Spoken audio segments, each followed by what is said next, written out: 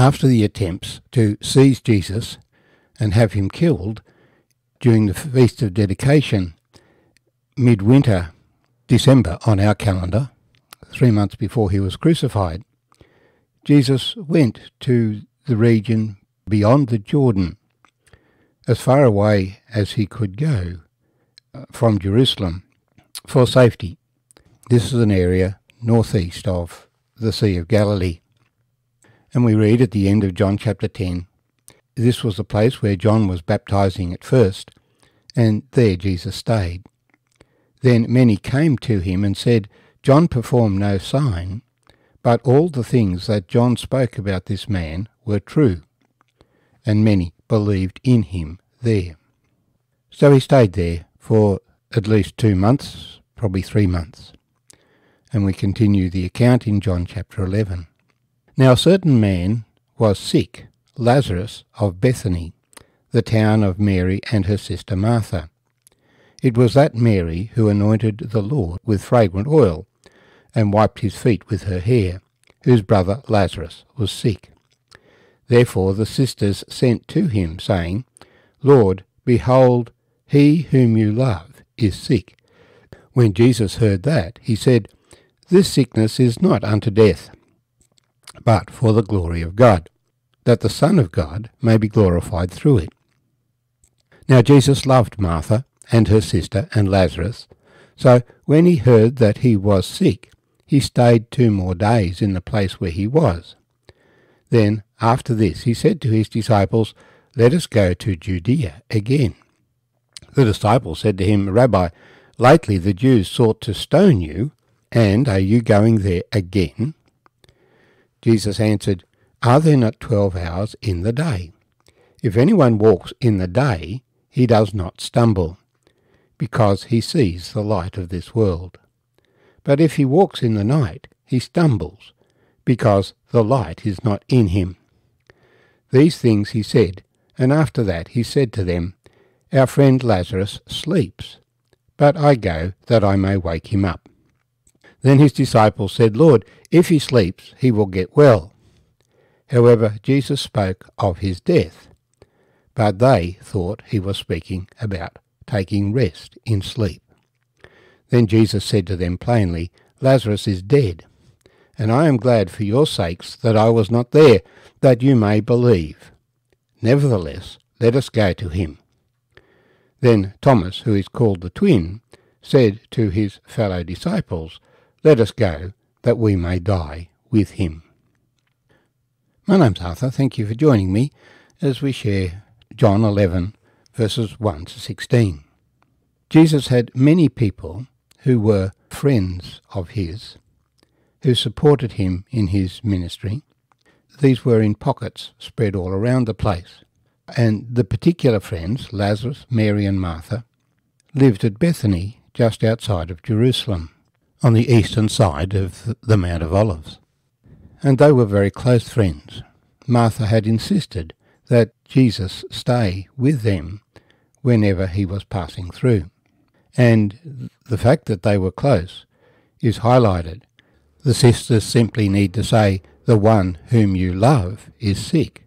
And John mentioned, It was Mary who anointed the Lord with fragrant oil and wiped his feet with her hair, whose brother Lazarus was sick. John mentions that here, but it's something that didn't happen until a few days before Jesus was crucified.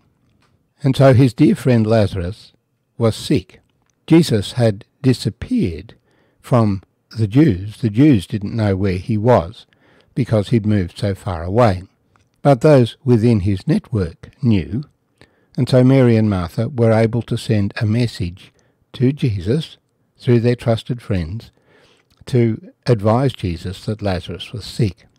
They knew Jesus could heal Lazarus, but they didn't ask him so much as to simply advise him, because they expected he would act, because they knew of Jesus' love. When we come to the Lord with a need, it's not our persuasiveness or our requests that's going to influence God about what he's doing, but rather we are bringing a matter to the Lord because we know the Lord cares about these matters. And Jesus' response when he hears is, "This sickness is not unto death, but for the glory of God, that the Son of God may be glorified through it."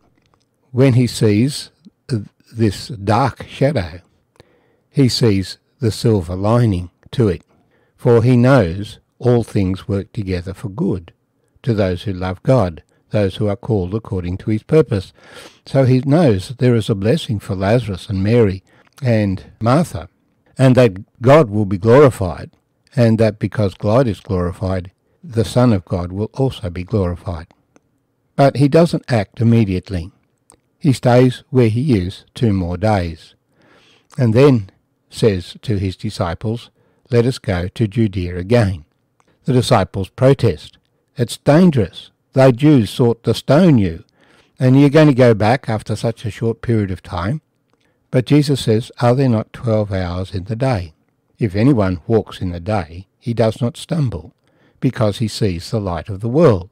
But if one walks in the night, he stumbles, because the light is not in him."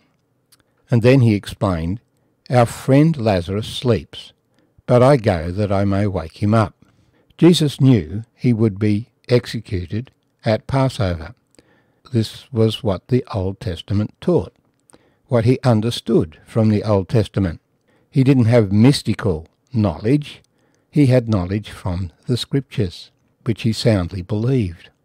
He knew that he needed to go back to Jerusalem at some point in time, and this was the appropriate occasion. But notice when he speaks about death, he actually doesn't use the word dead. He just said Lazarus sleeps. This is because he had taught the Jews that those who believed in him would not taste death.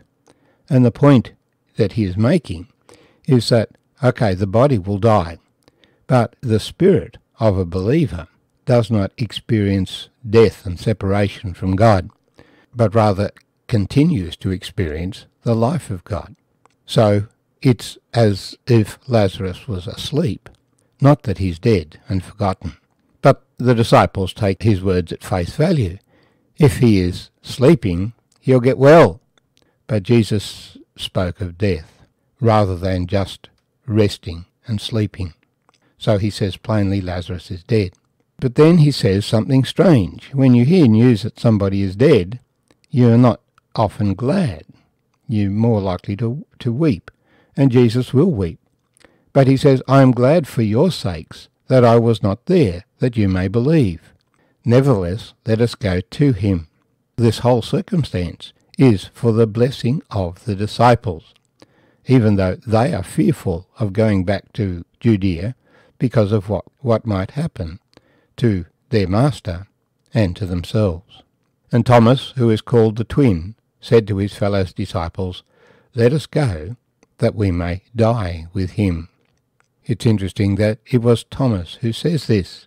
Thomas is ready to die for Jesus. But when it comes to his resurrection, we will see he refused to believe that Jesus was risen from the dead unless he actually touched him and put his fingers in the nail prints and his hand in the side of the Lord Jesus.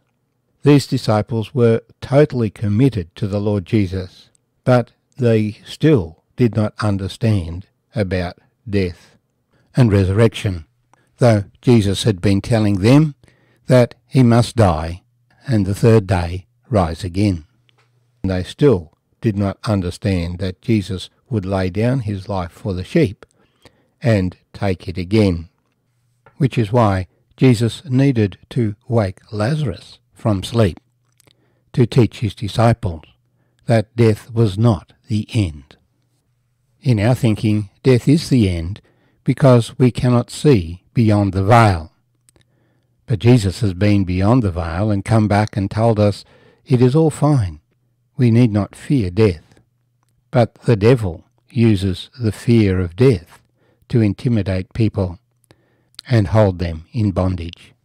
But if the Son sets you free, you shall be free indeed. When the body of a believer dies, his spirit goes immediately into the presence of the Lord Jesus.